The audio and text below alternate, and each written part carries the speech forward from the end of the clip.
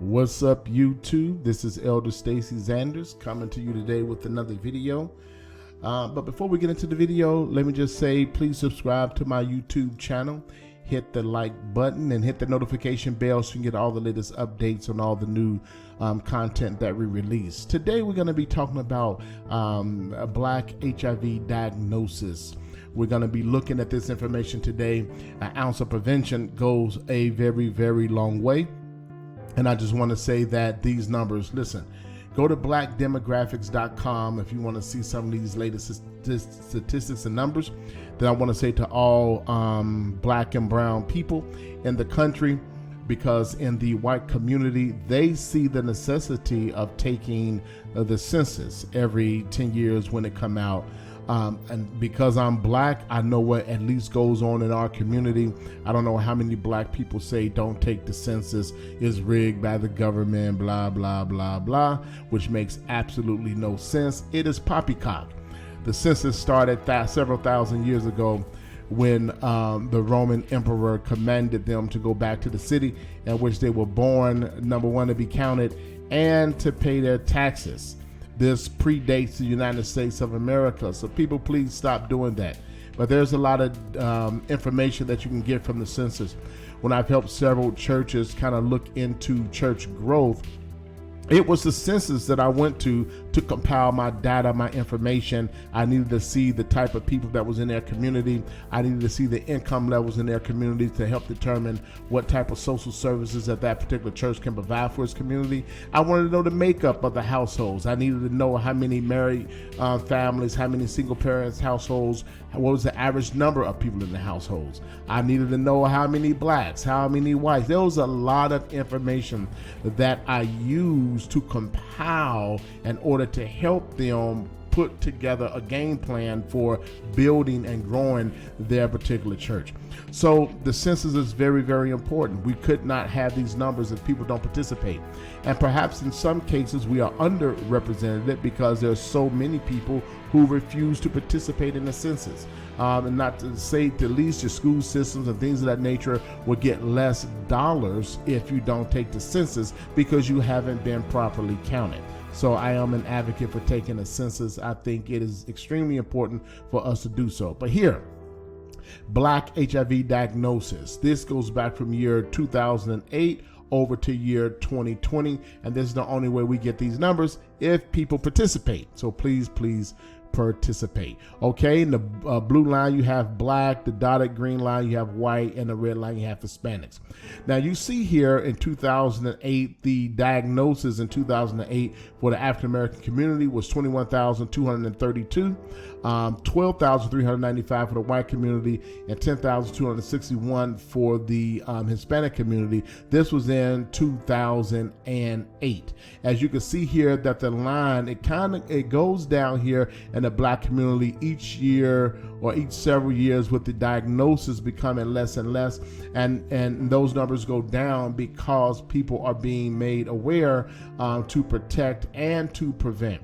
Now I want to also say this number is probably a little high too, because I think that in the music industry, not that I think I've seen videos of people who was in the industry and I know personally from back in the mid to late 80s, the type of music that we had conscious rappers, and political rappers, we had Public Enemy, we had Queen Latifah, we had KRS-One and people like that who were positive or empowering rappers. And then towards the late 80s, 90s, they started to change it to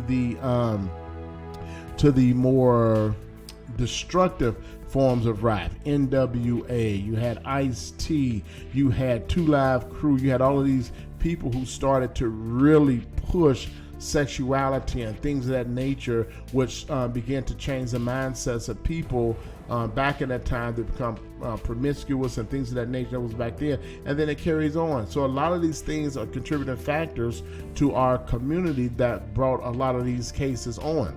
But if we start to really educate ourselves and understand that you can protect, you can't prevent.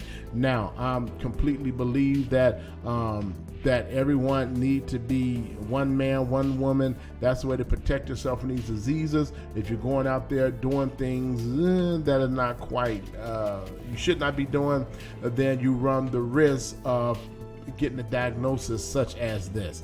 We all have to live and be careful. I don't care if you're black, white, Hispanic, Asian. That's for all people, period, because we all are affected the same way. Okay, but you see, but through the years, down to 2020, we had a diagnosis of, in the black community, of 12,219 people was diagnosed with HIV. And you can see here in the white community, it goes down, but from 9,000 in 2019, 9,006, down to 7,350. And you kind of see a trajectory here where it had a trend of going up, and the Hispanic community, they kind of stayed across the board with their HIV diagnosis per those years. But we take a look here at the black HIV sources of transmission. It says all heterosexual contact diagnoses in 2019. 62% of all HIV from heterosexual contact were black. All other racial groups combined was 38%. So what does that say in the black community? We have to make sure that we protect ourselves. People are gonna have sex. I understand that. The best way to prevent it is not to have sex at all, if you're not in marriage or anything else like that. But then you also have to be careful even when you are married, because people just do what people do. And then we destroying lives in the process of doing that. So 62% in 2019 of all heterosexual contact or diagnosis came from the black community. So let's take a look at here at this pie graph here. And male-to-male sexual contact. Male-to-male sexual contact was 60%. So that, what did that say? Black men are not protecting themselves when they're having these contacts with one another. They're not simply not protecting themselves. Listen, guys, I don't believe in homosexual contact at all, but it is lunacy, freaking lunacy, for you to be out here knowing what the dangers are, but simply don't care. But because you are hormones or testosterone is running rapid, get your crap together and bring these numbers down. You are a party of one. Each individual need to be responsible so we can reduce the spread. It's simple. It's just that simple. I mean, it's no other way to say it. Stop being stupid. Okay? I said it. Okay, heterosexual contact, 33%. Now, know that there's an issue, and it ain't just a man issue, it's women also. There are numbers that show that more women cheat than men do. So here you run the risk of these one-night stands, rendezvous, or finding somebody. You don't know what anybody have. Just because a person look healthy and strong and clean and chaste and does not mean that there are. There are things that are in the blood. You don't know what's going on. 33% of contact came from heterosexual people who's on the down low women, down low men, things of that nature. I've heard a lot of tales of women on these girls trips and stuff like that where they're having homosexual contact with one another, but because they're female friends, they don't think nothing's wrong with it. Then you go back to your partner, don't know who that person you was with been fooling with or been dealing with, and you're having these sexual contacts with people and taking it back home to your partner. And the same thing with men running around here. I live in Atlanta. Trust me, I know there are places where men go to have contact with one another. This stuff is crazy around here, and say they straight men and take their stuff back home to their partners. We have got to stop this, and the only way to stop it is somebody have to speak up about it. Cut your foolishness out. We have to cut it out because this makes absolutely no sense. All right, injection drug use. That's 5% there from using the same needles. Male to male sexual contact and injecting drug use is 2%, and others is in the 0 percentile category. All right. This is not a fun thing to have to deal with, but we don't want to have to talk about it. But you know, the only way we would know is to speak about it. But just look at the numbers. Okay, black HIV data, black HIV diagnosis by year, male versus female. As you can see here in 2008, all across the board, the blue is the male. This is a problem in black men. See, we wouldn't know this if we did not have this data, if we did not have these statistics. So men, there's a problem with men. You know, if men get aroused and et cetera, and it seems like they'll just have sex with anything. Not all men, but these that have these certain proclivities to do these certain things. You can see across the board, this is primarily a black male problem. We have got to get this under control. Even from 2008, from 14,000 to 2020, 9,000. Let's go to 2023. 24, 25, get these numbers down to nil, to zero. Us coming back to where we need to be. That's why God has designed one man for one woman for one lifetime. That is the safest way to do it, to have you a partner and not run around here poking and doinking anything that walks around and moves. Because this is seriously a problem, and we're affecting our women who in terms of they're getting pregnant and then affecting children. I mean, this is just, it is madness, and it has to stop. Somebody has to speak out.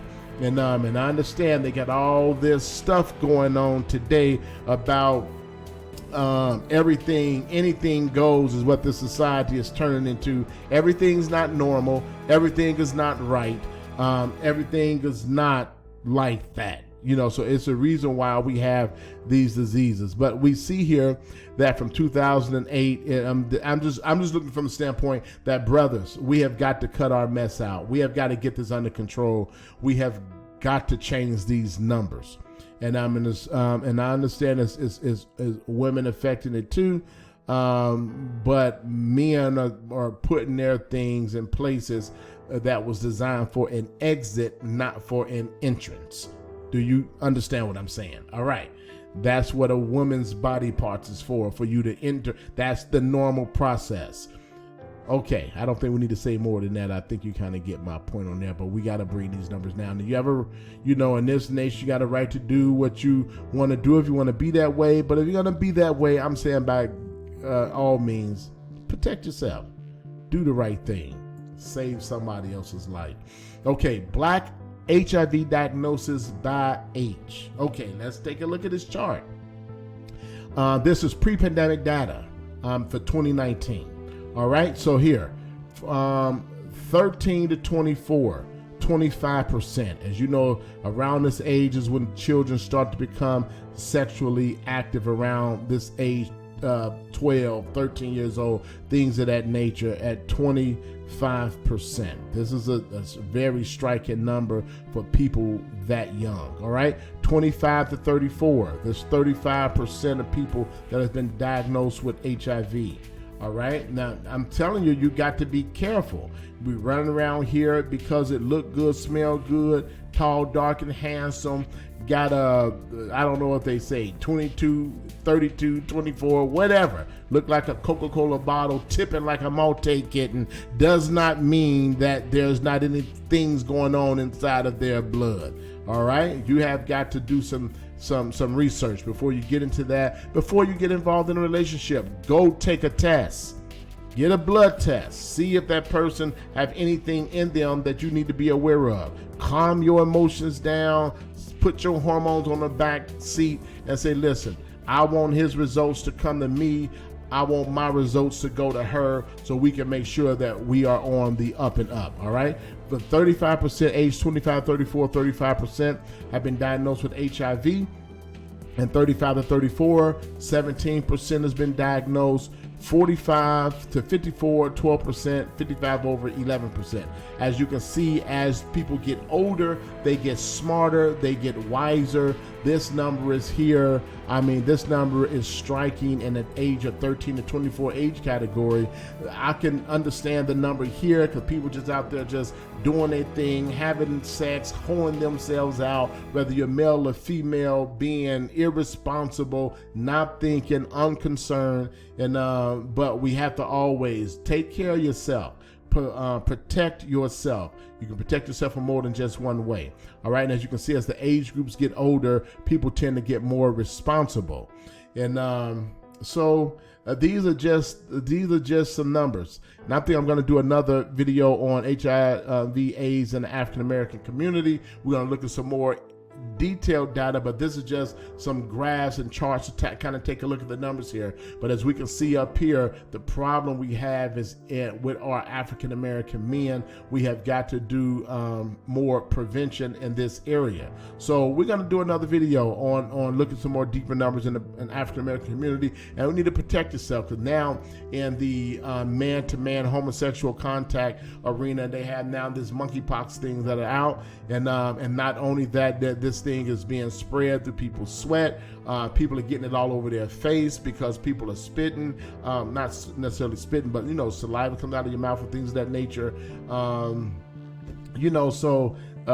One thing begat another, is developing after its kind. So I'm just saying we have to learn to provide a more prevention in our community, more awareness. We have to become educated, and we have to understand that this stuff cannot get better if we stay quiet. So we need to cry loud, spare not, and try to do the right thing. Okay, there's gonna be another video. We're looking at some more numbers, but until the next video, please like and subscribe to the channel. Listen, somebody have to give the information, put it out there so that we can understand what we need to understand, so we can make the changes that we need to make. Okay, don't forget, I love you. God bless. Until the next video.